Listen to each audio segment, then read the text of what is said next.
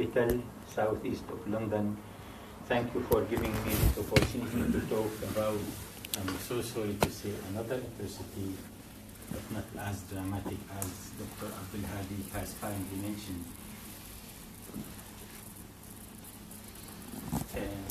It is an opportunity to shed light on what's happening in the country and see what might be the solution to this.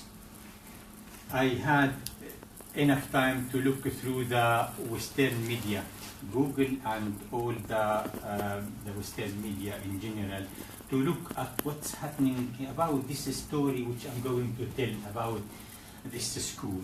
And I found, unfortunately, very little out there, very little. If I can't find it, I will show you Western media. Yes. I saw some images like this. Of course, not you might see this clear. The images I saw is like this. Vague, black and white, and destruction.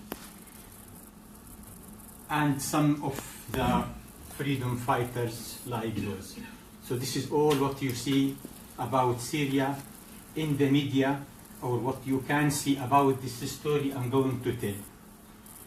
We can widen the view and see and say for sure, and I have been watching the media for the last 17 years, all the news, nearly all the news about all other subjects are more or less the same. Now we will turn the page and go to the real life in the country and tell you about a nice school called Akram al-Makhzumi. This Akram al-Makhzumi is a story of success, and it was started or initiated in 1968. So first of all, we'll talk about the school, talk about the bombing, and how the matter has improved or recovered, and what can be done to improve the situation. A nice school in Homs. Homs is the third city in the country. We have nice, eager, talented children, tidy, clean, clever. We have classes. I can show you here. The drawing in the classes are by the children themselves. So, beautiful school, accommodating 1,800 students and 130 staff, and achieving the best results in the country. And they are not exception.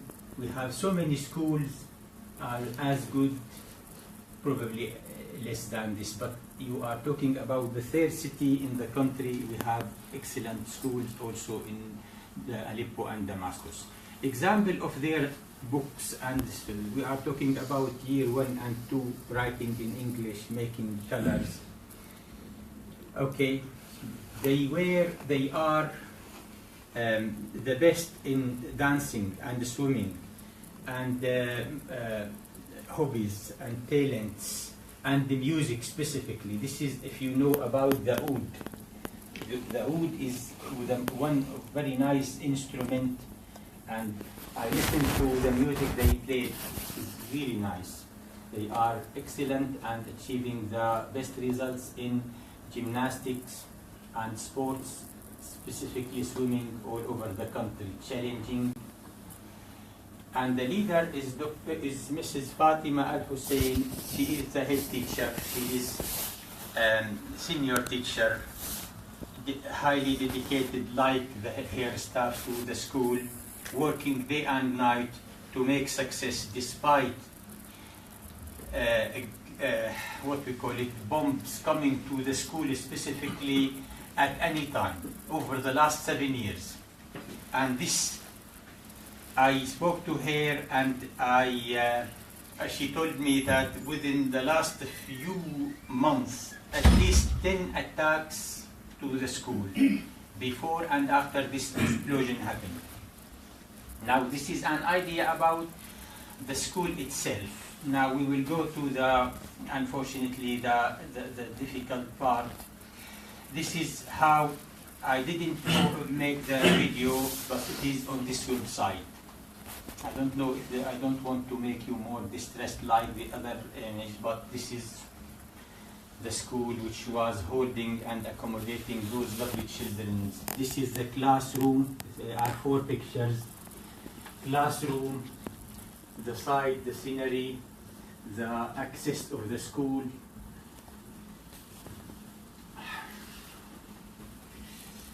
Now, more images, more distressing, trying to save the children, the residuals of their books and nice bags, and the blood on the street, on the pavement, or in the street nearby.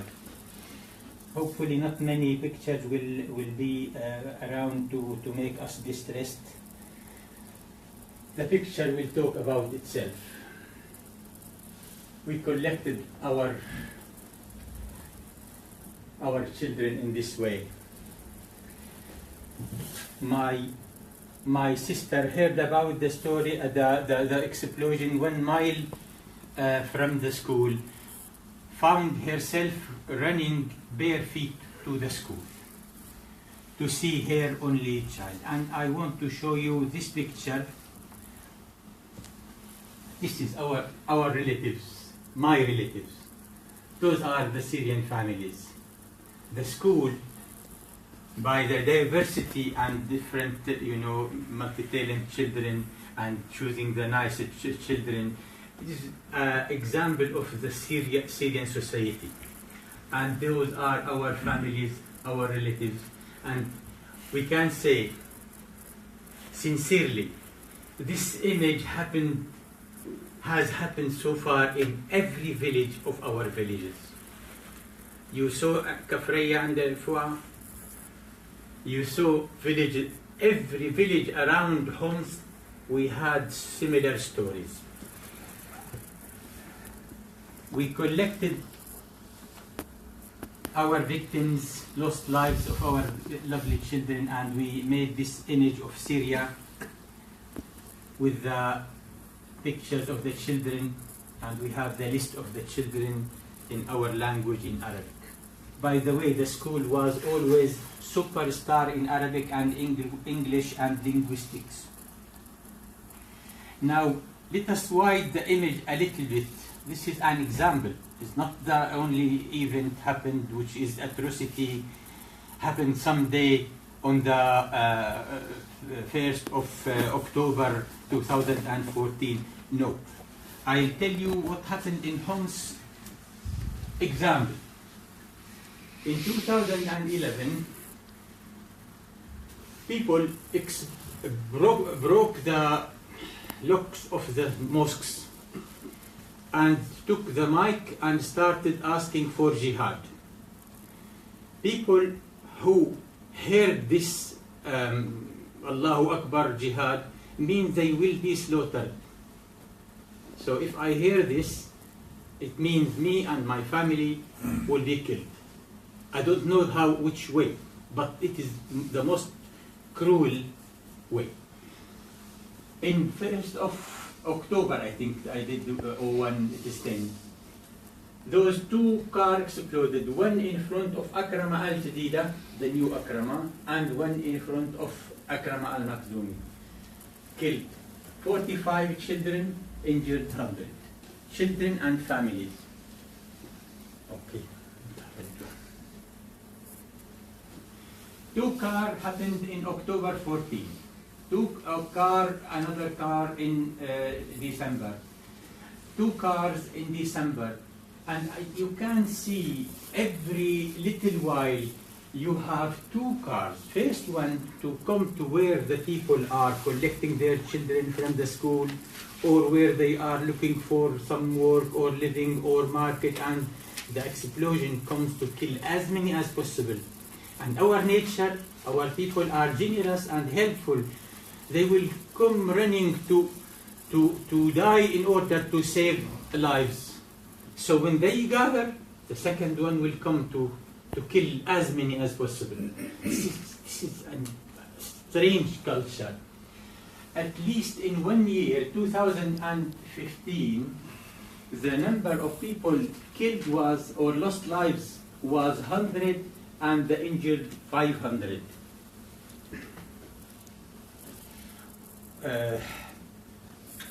Now we need to see the light at the end of the tunnel, and we promise always we have light at the end of the tunnel.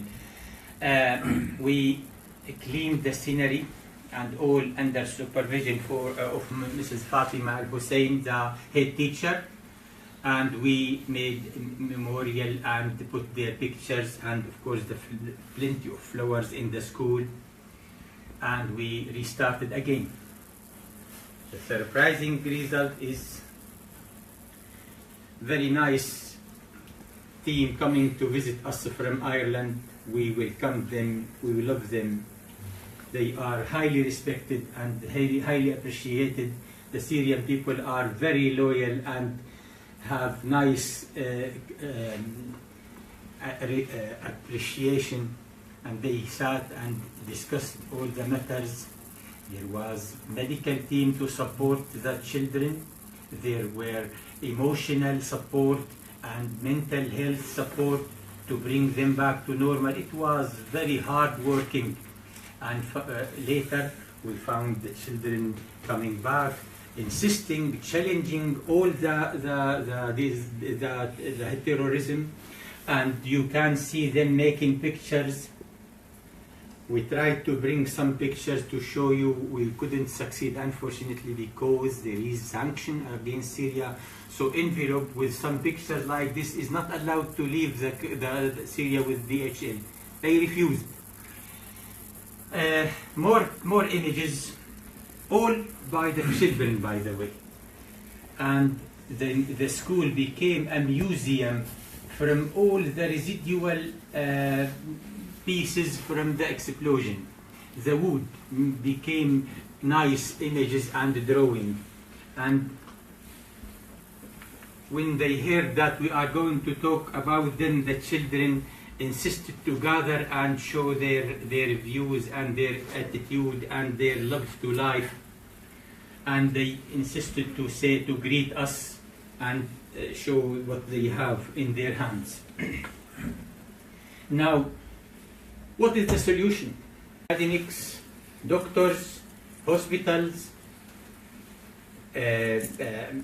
centers, pharmaceutical companies, government establishments, all resources in a systematic way to make the life of the normal Syrian people difficult. And the West made or applied the sanction to make the life much more difficult. However, the Syrian people are able to rebuild and restart. And the best solution, I would have to say one word, this is the best solution. This image is from Cork, and this image from Aleppo citadel. And we have images, you might love them, but this is the leader of the revolution against the French occupation, Sultan Basha al-Atrash. Okay, thank you very much.